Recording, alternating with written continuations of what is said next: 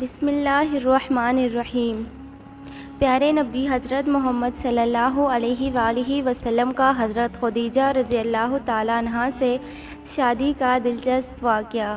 دوستوں، جیسے ہی نبی پاک صلی اللہ علیہ وآلہ وسلم نے اپنی جوانی میں قدم رکھا، آپ کے اخلاق اور ایمانداری کی عزت عرب میں بڑھتی چلی گئی اور مکہ میں آپ کی امانت داری اور دیانتداری کی وجہ سے آپ کو امین کہہ کر پکارا جاتا تھا۔ آپ کا یہ لقب بہت مشہور ہو گیا تھا۔ جیسے ہی سرکار دو عالم اپنی جوانی کی عمر میں آئے تو چچا ابو طالب کی توقع آپ پر بڑھنے لگ گئی۔ حضرت ابو طالب نے فرمایا، اے بھتیجے، میں بہت ہی غریب آدمی ہوں۔ کافی عرصے سے خشک سالی کا دور چل رہا ہے، کوئی ایسا ذریعہ نہیں کہ اپنا کام چلا سکیں، اور نہ ہی ہماری کوئی تجارت ہے۔ کوئی تجارتی قافلہ شام جانے والا ہے، اس میں قریش کے لوگ شامل ہیں۔ قریش کی خاتون حضرت خدیجہ رضی اللہ تعالی عنہا شام کی طرف اپنا سامان بھیجا کرتی ہیں۔ جو بھی شخص ان کا سامان لے کر جاتا ہے، وہ شخص اپنی اجرت ان سے طے کر لیتا ہے۔ اگر آپ ان کے پاس جاؤ اور ان کا مال لے جانے کی پیشکش کرو تو وہ ضرور اپنا مال آپ کو دے دیں گی، کیونکہ آپ کے ایمانداری کی شہرت ان تک پہنچ چکی ہے۔ آپ کے چچا نے فرمایا کہ میں پسند نہیں کرتا کہ آپ شام کی طرف جاؤ، کیونکہ یہودی آپ کو پسند نہیں کرتے، لیکن اس کے علاوہ ہمارے پاس کوئی چارہ بھی نہیں ہے۔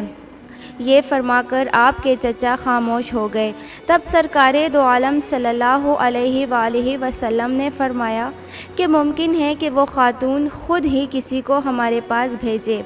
یہ بات نبی کریم صلی اللہ علیہ وسلم نے اس لیے کہی کہ ان کے اس وقت مکہ میں حضرت خدیجہ کو ایک ایماندار شخص کی ضرورت تھی۔ مکہ میں اس وقت آپ سے زیادہ امانت دار، سمجھدار اور اچھے اخلاق والا کوئی نہیں تھا۔ حضرت ابو طالب یہ سن کر بہت پریشان ہوئے اور کہنے لگے کہ اگر آپ نہ گئے تو وہ اپنے معاملات کسی اور سے طے کر لیں گی، لیکن آپ کو یقین تھا کہ حضرت خدیجہ رضی اللہ تعالی عنہا کسی نہ کسی کو ضرور بھیجیں گی۔ سیدہ خدیجہ رضی اللہ تعالی عنہا نے کسی کو بلاوا بھیجا اور ان سے کہا کہ میں نے آپ کی سچائی، ایمانت داری اور آپ کے اچھے اخلاق کے بارے میں سنا ہے، اس لیے ہی میں نے آپ کو بلوایا ہے۔ حضرت خدیجہ نے پیغام میں بولا کہ جو پیسے میں لوگوں کو دیتی ہوں، اگر آپ میرا کام کرو گے تو آپ کو دگنے دوں گی، لہٰذا آپ نے ہاں کر دی۔ آپ کے چچا بولے کہ یہ روزی آپ کو اللہ تعالیٰ نے عطا کی ہے۔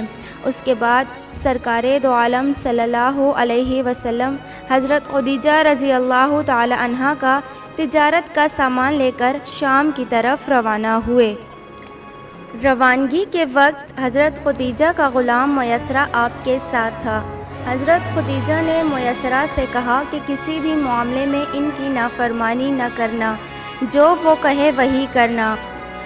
آپ صلی اللہ علیہ وآلہ وسلم اس کام میں بالکل نئے تھے۔ آپ کام پہ روانہ ہوئے اور آپ کا معجزہ شروع ہو گیا۔ ایک بادل نے آپ کے اوپر اپنا سایہ کرنا شروع کر دیا۔ جہاں جہاں آپ جاتے بادل کا سایہ وہیں جاتا۔ بصرہ شہر کے بازار میں ایک درخت کے سائے کے نیچے آپ بیٹھ گئے۔ یہ درخت عیسائی مستوار کے بالکل سامنے تھا۔ اس عیسائی نے میسرہ کو دیکھا تو خانقاہ سے نکل آیا۔ اس وقت اس نے پیارے نبی صلی اللہ علیہ وآلہ وسلم کو دیکھا۔ اس نے میسرہ سے پوچھا کہ یہ شخص کون ہے جو اس درخت کے نیچے بیٹھے ہیں؟ میسرہ نے جواب دیا، یہ ایک قریشی شخص ہے۔ عیسائی نے کہا کہ اس درخت کے نیچے نبی کے سوا کوئی نہیں بیٹھا۔ اس کے بعد اس نے میسرہ سے پوچھا کہ کیا اس شخص کی آنکھوں میں سرخی ہے؟ میسرہ نے جواب دیا، ہاں ہے، اور یہ سرخی ان کی آنکھوں میں مستقل رہتی ہے۔ اس نے فرمایا کہ یہ آخری پیغمبر ہیں، کاش میں وہ وقت پا سکتا جب ان کے ظہور کا حکم ملے گا، یعنی جب انہیں نبوت ملے گی۔ پھر وہ شخص سرکار دو عالم کے پاس پہنچا۔ پہلے اس نے آپ کے سر مبارک کو بوسہ دیا، پھر اس شخص نے آپ کے قدموں کو بوسہ دیا، پھر آپ سے فرمانے لگے کہ آپ وہی ہیں۔ اور کہنے لگا کہ میں ایمان لاتا ہوں کہ آپ اللہ کے آخری نبی ہیں جن کا ذکر اللہ پاک نے تورات کتاب میں فرمایا ہے۔ اس کے بعد اس عیسائی نے کہا کہ اے سرکار دو عالم، میں نے آپ میں وہ تمام نشانیاں دیکھ لی ہیں جو ہماری کتاب میں موجود ہیں، صرف ایک نشانی باقی ہے، آپ تھوڑا اپنے کندھوں سے کپڑا اٹھائیں۔ پیارے نبی صلی اللہ علیہ وسلم نے اپنے شان مبارک سے کپڑا ہٹا دیا۔ تب اس عیسائی نے وہاں مہر نبوت کو جگمگاتے دیکھا، وہ فوراً مہر نبوت کو چومنے کے لیے جھک گیا۔ اس کے بعد اس نے بولا کہ میں گواہی دیتا ہوں کہ اللہ کے سوا کوئی عبادت کے لائق نہیں، اور میں گواہی دیتا ہوں کہ محمد صلی اللہ علیہ وسلم اللہ کے رسول ہیں۔ آپ کے بارے میں حضرت عیسیٰ ابن مریم نے خوشخبری دی تھی اور فرمایا تھا کہ میرے بعد اس درخت کے نیچے کوئی نہیں بیٹھے گا سوائے آخری پیغمبر کے۔ اس وقت آپ بصرہ کے بازار تشریف لے گئے، وہاں آپ نے وہ مال فروخت کیا جو ساتھ لائے تھے اور ان سے کچھ چیزیں خریدی۔ اس تجارت میں وہاں ایک شخص سے آپ کا جھگڑا ہو گیا۔ لات و عزیٰ کی قسم کھاؤ، وہ شخص بولا، سرکار دو عالم صلی اللہ علیہ وسلم نے فرمایا کہ میں ان بتوں کے نام پر کبھی بھی قسم نہیں کھاتا۔ آپ کا یہ جملہ سن کر وہ شخص چونک اٹھا، شاید وہ گزشتہ کتابوں کا کوئی عالم تھا، اور وہ بولا کہ میں آپ کو پہچان گیا ہوں۔ اس کے بعد اس نے میسرہ سے الگ ملاقات کی اور ان سے کہا کہ یہ نبی ہیں، یہ وہی ہیں جس کا ذکر ہماری کتابوں میں ہے۔ میسرہ نے یہ ساری باتیں ذہن نشیں کر لیں۔ راستے میں ایک اور واقعہ پیش آیا۔ سیدہ خدیجہ کے 2 اونٹ بہت ہی تھک گئے تھے اور چلنے کے قابل نہ رہے، ان کی وجہ سے میسرہ قافلے سے پیچھے رہ گیا۔ حضور صلی اللہ علیہ وسلم قافلے کے اگلے حصے میں تھے۔ میسرہ اونٹوں کی وجہ سے پریشان ہوا اور دوڑتا ہوا قافلے کے اگلے حصے کی طرف آیا اور اپنی پریشانی آپ کو بتائی۔ آپ اس وقت ان دونوں اونٹوں کے پاس تشریف لائے۔ آپ نے اونٹوں کی کمر پہ ہاتھ پھیرا، کچھ پڑھ کر دم کیا۔ آپ نے جب ایسا کیا تو اونٹ اس وقت کھڑے ہو گئے اور بالکل ٹھیک ہو گئے۔ اونٹ اس قدر تیزی سے چلے کہ قافلے کے اگلے حصے میں پہنچ گئے۔ قافلے والوں نے اپنا سامان فروخت کیا۔ اس بار انہیں اتنا نفع ہوا تھا کہ جو پہلے کبھی نہیں ہوا تھا۔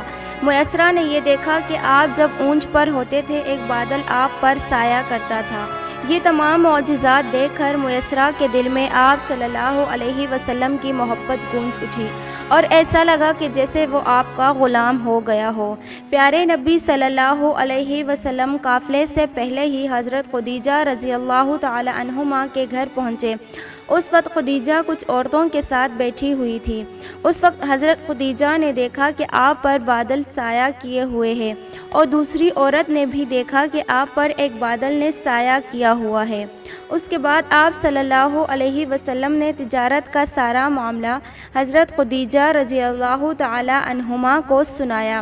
اس بار پہلے کی بنسبت 2 گنا زیادہ منافع ہوا تھا۔ یہ سن کر خدیجہ بہت خوش ہوئیں اور کہا کہ میسرہ کہاں ہے؟ آپ صلی اللہ علیہ وسلم نے فرمایا کہ وہ ابھی پیچھے ہے۔ حضرت خدیجہ نے کہا کہ آپ جلدی سے جائیں اور میسرہ کو لے کر آئیں۔ انہوں نے ایسا اس لیے کہا کہ وہ جاننا چاہتی تھیں کہ اس بار بھی بادل ان پر سایہ کرتا ہے۔ پیارے نبی جیسے ہی روانہ ہوئے تو آپ اپنے مکان کی چھت پر چڑھ کر سارا منظر دیکھنے لگی۔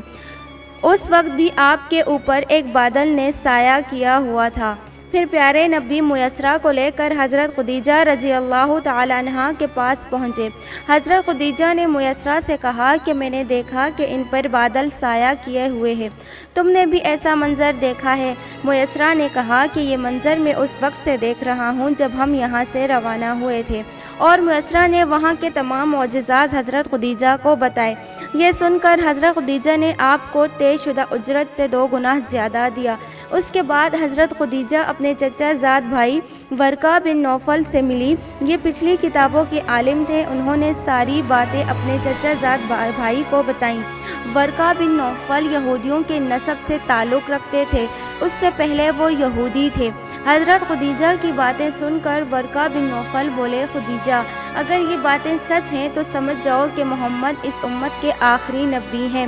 اس کے بعد بھی پیارے نبی صلی اللہ علیہ وسلم نے حضرت خدیجہ کا بہت سارا تجارت کا سامان فروخت کیا تھا۔ قریش کے بہت سے نوجوان ان سے نکاح کے خواہش مند تھے اور کافی لوگ ان کو نکاح کا پیغام بھیج چکے تھے۔ حضرت خدیجہ نے سب کو انکار کر رکھا تھا اور پیارے نبی سے بہت زیادہ متاثر ہو چکی تھی، لہذا حضرت خدیجہ نے ایک خاتون کو جس کا نام نفیسہ تھا ان کو آپ کی خدمت میں بھیجا۔ اس نے آپ صلی اللہ علیہ وسلم سے کہا کہ اگر کوئی دولت مند عورت خود آپ سے نکاح کی پیشکش کرے تو کیا آپ مان لیں گے؟ تو اس کی بات سن کر محمد صلی اللہ علیہ وسلم نے فرمایا کہ وہ کون ہیں؟ تو نفیسہ نے کہا کہ خدیجہ بنت خویلد۔ آپ صلی اللہ علیہ وسلم نے اجازت دے دی۔ اس کے بعد نفیسہ خدیجہ رضی اللہ تعالیٰ عنہا کے پاس آئیں اور انہیں ساری بات بتائی، اور اس طرح حضرت خدیجہ رضی اللہ تعالیٰ عنہا کا نکاح اور محمد صلی اللہ علیہ وسلم کا نکاح ہوا۔ اس سے پہلے بھی ان کے 2 نکاح ہو چکے تھے۔ نکاح کے وقت حضرت خدیجہ رضی اللہ تعالیٰ عنہا کی عمر 40 سال تھی، جبکہ حضرت محمد صلی اللہ علیہ وسلم کی عمر 25 سال تھی، اور یہ خوبصورت نکاح اختتام کو پہنچا۔ امید کرتی ہوں کہ آپ سب کو میری یہ ویڈیوز ضرور پسند آئی ہوگی۔ مزید اسی طرح کی ویڈیوز دیکھنے کے لیے میرا چینل سبسکرائب کر لیجئے۔ شکریہ۔